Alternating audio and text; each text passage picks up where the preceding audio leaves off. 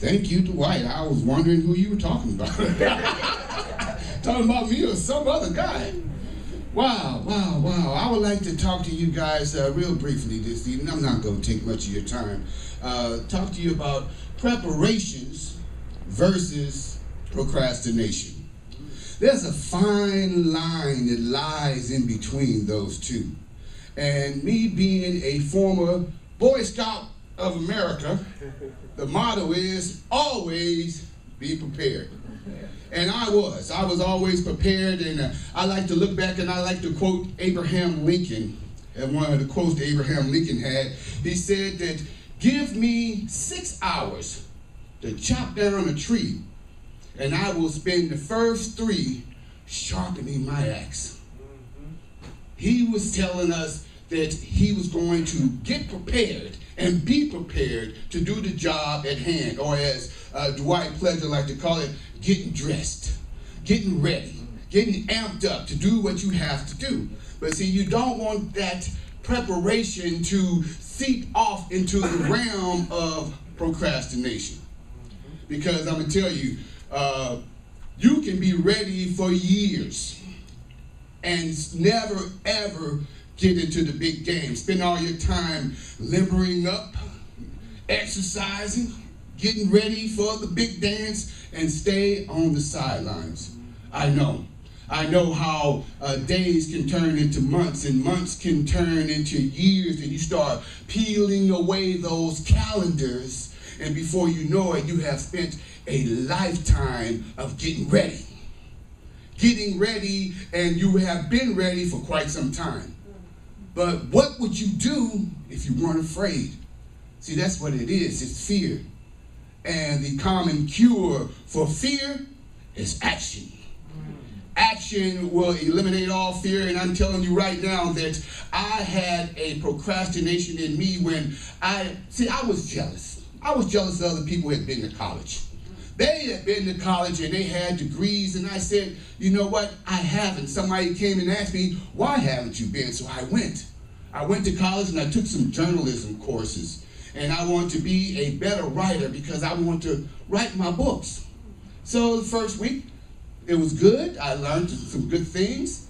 And then by the second week, I was asking the professor, if everything is in the book, what am I paying you for? You just tell me to read the book. So, by the third week, he was calling me at home, "Terry, I'm not going to make it tonight. Can you run the class?"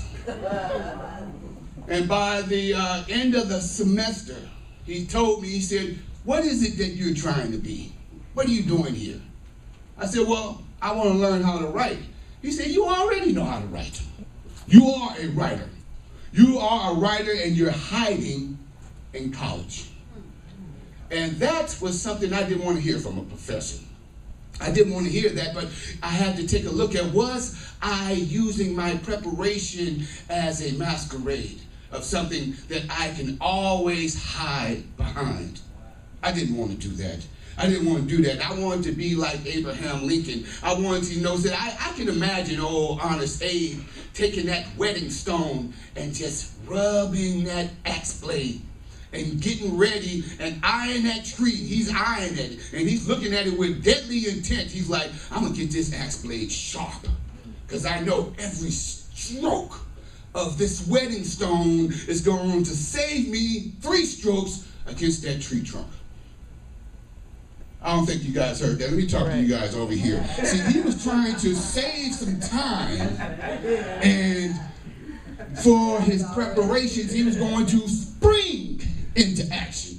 You see what I'm saying? But I can see Abe out there with the black tank top,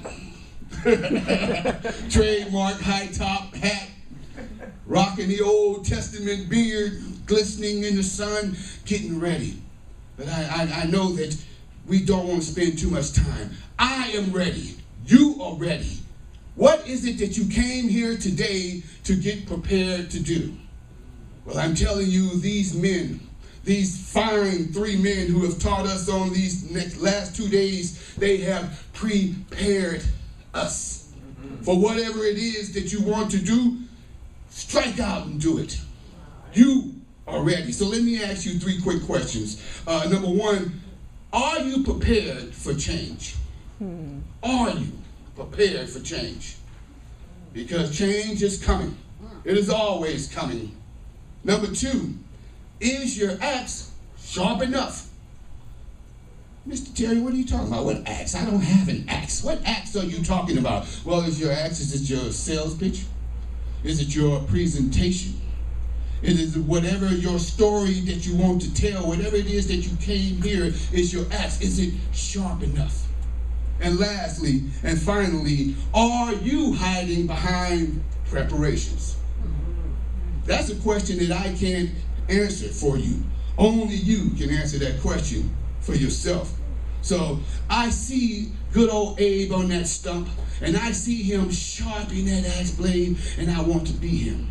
But even better so, I want to be his axe.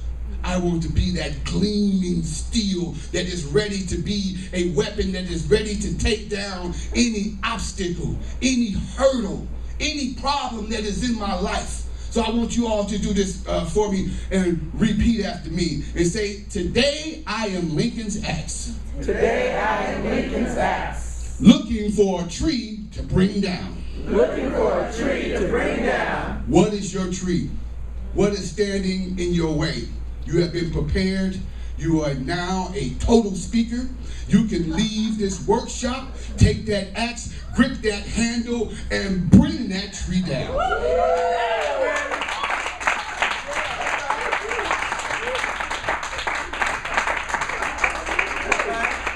I have a poem I like to say real quickly. No, y'all let Shantae talk for about 5 hours this morning. I was here.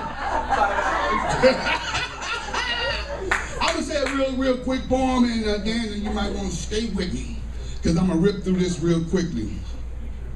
I woke up this morning in a cold sweat, wringing wet and fully dressed, still dripping off the events that went down many days ago.